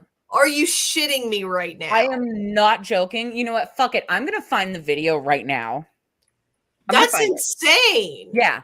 That's insensitive. That's insane. That's disgusting. That's ludicrous. Disgusting. I'm finding this video right now because I have to. Oh my God. How do you, as a functional human being? She's not a functional human being. That's true, but I'm like, how can you breathe air? And yeah. All right, so this is a 2-minute, 42-second video. I don't have the exact timestamp when Elizabeth so gracefully shuts down Nancy Grace, but we're gonna watch this. This is gonna be a fucking adventure for all of us, all right, y'all. I'm ready. I got my wine ready. Let's do this. I have to mute myself for this, but let's fucking do it. Elizabeth, I remember when you first went missing, and literally hundreds of people were out looking for you. Now we know you were being held captive not very far away from your home at all. Did you ever hear people calling out your name, trying to find you? There was one time. At that moment, did you want to scream out, "Here I am, help me"? I mean, of course, who wouldn't? How, at that moment, when you knew people were looking for you, your parents were there, they were trying to find you, how did that make you feel? You know, I didn't know how big it was, and it was good to know people were looking for me, but I felt so far away, it didn't really connect at that time. And, and I think that. And you were such a little girl, Elizabeth. I mean, you were just 14 years old. Yeah. I mean, it's hard to expect a little 14-year-old girl to react the way an adult might imagine they would react under those circumstances. You were afraid, I assume. Yeah. Did your kidnappers tell you they would hurt you or your family if you tried to get away? They did. And I really am here to support the bill and not to go into what happened to me, what the whole, what is in my past, because I'm not here to give an interview on that. I'm here to help push this bill through. And I want you to push the bill through, and I want people to hear your voice. Sure you do. Take a look back. There is a shot of Elizabeth Smart, and here she is 4 years later, and frankly, it's a miracle that she was ever found. A lot of people have seen shots of you wearing a burqa. How did you see out of that thing? I'm really not going to talk about this at this time, I mean, that's something I just don't even look back at. And I really, to be frankly honest, I really don't appreciate you bringing all this up.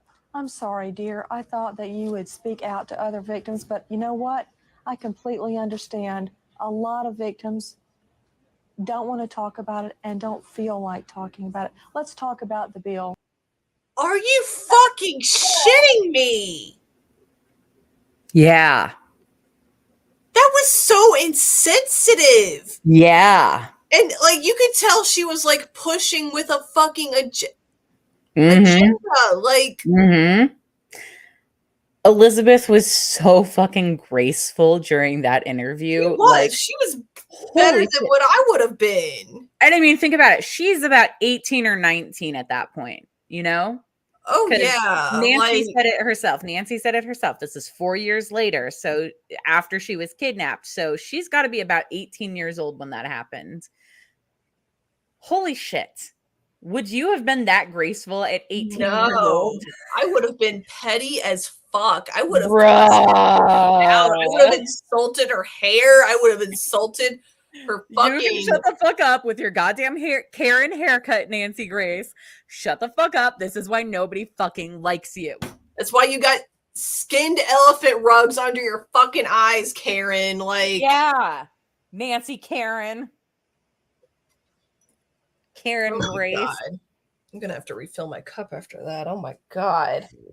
Right. Well, luckily we are at the end of this episode, but I think that it is very clear why Elizabeth has chosen to work with Chris Hansen rather than Nancy Grace. Absolutely. Yeah. Oh my God. Final thoughts. Well, despite everything that happened, I will say that I absolutely love the fact that Elizabeth Smart has become such a graceful, intelligent, and strong-willed woman. She's an incredible woman. Yeah, who has gotten super involved with politics and victims' rights and trying to, like, you know, find missing and exploited children and working with like people who are trying to fix these issues and stuff. You know, I think, yeah, that's with her dad. Like she is such a strong woman. I think now that she is actually married now and has children, which I'm very happy for. I'm so glad that despite the situation that her happily ever after wasn't tainted. She found her prince. Yes, and that's what I think is so sweet about it. Is like, despite everything that happened, despite the things that are taught to you, she still found her prince. She still found her happily ever after. And yeah, absolutely. I cannot be happier for her. You know, I couldn't either. I mean, it's honestly, it's truly incredible that she was able to move on, that she is able to bring up this beautiful family. And I've got a picture of the family right here. And I will also say this, Elizabeth was very supportive of her father coming out. Oh, that's great. Her whole family was very supportive. This is Elizabeth with her 3 children and her husband. Her husband's from Scotland. He did not know who she was when they first met. That's great. That's another thing I'm grateful for is like, I can see so many people who would like try to use that trial, you know, as like some sort of like, how do I say it? Like publicity meat for a conversation, I suppose. Oh, totally.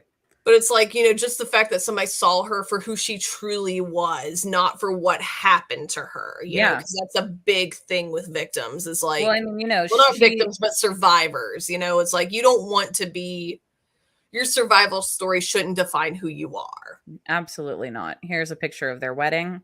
Oh, and he's wearing a kilt. Oh, I love it. Well, he's from Scotland. Right, I know that, but it's like, it's just, you know, good that they were able to like come together like with their culture and with like who they truly are and just together with that. You know, that's a beautiful ending. Like, I cannot be happier for her, you know. That is absolutely a princess happily ever after. His name is Matthew Gilmore, so her name is Elizabeth Smart Gilmore if she chose to take his name. They are adorable. They met during their mission together, and after they went back home, they stayed in touch, and he eventually asked her to come visit him in Scotland, and I think that's when they began dating. She went out there, she met his family, they started dating, and now they are married and have 3 beautiful children. And honestly, the fact that like she is just so able to move away from what happened in her life, just the hard stuff.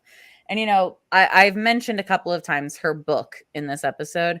In the book, she talks very much about her religion and God and all of that stuff. And as a staunch atheist myself, it can be a little difficult to read at times, but at the same time, I get it. You know what I mean? Yeah, to me, it's like, if you do believe in something and that thing helps you survive, then by all means, Exactly. And look how cute they are at their wedding. I know. They look so sweet. They look so sweet. They look so happy. And you know what? I am happy for them. Right. Oh my God. One more really cute picture that I have to share. It's precious. I'm sorry, I'm just finding these like adorable fucking pictures of them at their wedding. But like, look at him. He's carrying her dress. Oh, look at that. Oh, that is precious. He's carrying her dress. Right. Like, oh my God, sweetie, that is so cute. And also, can I just say, she looks like a fucking princess. She does. She got her princess. She looks like a fucking princess. She got her princess wedding. She got her fairy tale ending. And yes, Wanda Barzee was released from prison, but Brian David Mitchell will fucking rot in prison. Good. And he has not said a thing about Elizabeth Smart since the trial. Because he knows what he fucking did. He clammed up. And guess what, Brian David Mitchell? You didn't get your 7 brides. You didn't get your 7 virgins. You are not a prophet because prophets don't fucking exist. And not just that, it's like, you ain't shit. You ain't that's shit. That's the grand scheme of it. You did this shit because you know you ain't shit. You ain't That's the grand scheme of it. You are a fucking pedophile piece of shit, and you and Nancy Grace can go to fucking hell together. Right. Fuck you, Nancy Grace. Grace. See you at the gates. Because, I'm a heathen, so I'm probably going to go to hell anyway, so I'll see you at the gates. I'm a Jew, so I don't believe in hell. Oh, that's true. Yeah. So, I'm lucky I'll probably trip. Depending on the, religion, I'll either be at hell and I'll probably trip him, on the way, just like keep tripping him. Stab him with something for me, okay? Right. Yeah. Like a pencil or a Sharpie so it gets in his blood. Yeah. Stab him hard. Anyways, so I'd like to say my final thoughts. I am very proud of Elizabeth for becoming the strong, incredibly brilliant, just tenacious woman that she has become. Because she is truly tenacious. Mm-hmm. If there was ever a person who just made the word, it is Elizabeth Smart. Right. So CM, what are we covering next week? Next week, if I recall, let me double check because, I'm kind of an idiot. You are not. You stop that right now. Okay. We are going to be going over, if I'm correct, we are going over the Anthill kids. Am I correct? Or are we going over... No, we're doing the Anthill kids, and then after that, it is Henry Lee Lucas and Otis Toole. Yes, so I am I think horrified and excited for it. So I think we can probably break those into multiple episodes, honestly, because there's so much information, especially about Henry Lee Lucas and Otis Toole. Oh, yeah.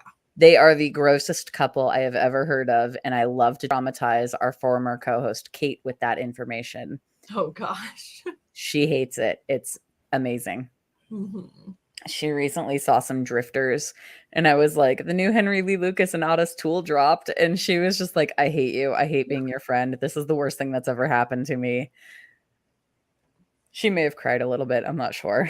I just know that she was very upset about it. But the Anthill Kids is exciting because I'm actually not super familiar with this case. Yes, and no matter where I fucking look, I can't find any books about them that don't cost $50.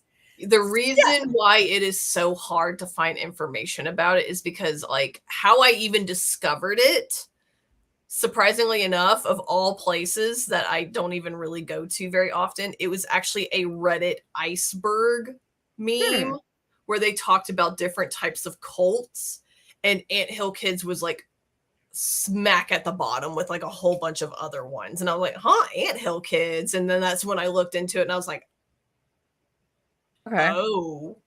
I just looked that up. I found the iceberg meme, I think. No.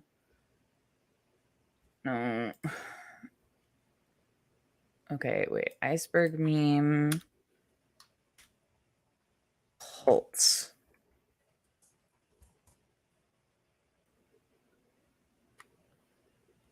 No, it's just a bunch of bullshit.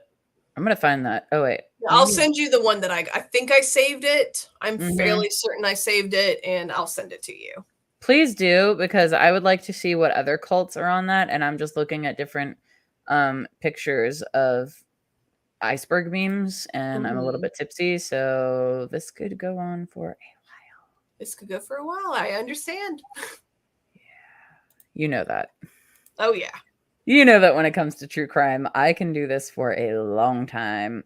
Oh, yeah. So we're at an hour over where we were supposed to be for tonight, but I'm not mad about it. CM, I'm you not good? either. No? All right, cool. So until next week, we hope you have a very safe week. We encourage you to tell Nancy Grace to fuck off. Hell yeah. Yeah. And yeah, we will be back next week with the Anthill Kids, which is going to be pretty interesting. Oh, yeah. So till then, good night, everyone. Stay safe. And watch out for the no-no list. The no-no names. So yeah, I haven't added Brian David Mitchell's name to the no-no name list yet, but these are the no-no names as we have them. Todd, Tommy, Richard, Rodney, David, and I'm just, because I am spiteful, please add Keith to there, and I admit I'm biased. I will add Keith. Keep an eye out. Biased. Keep an eye out for the no-no names. Good night, everyone. And good night, CM. Good night.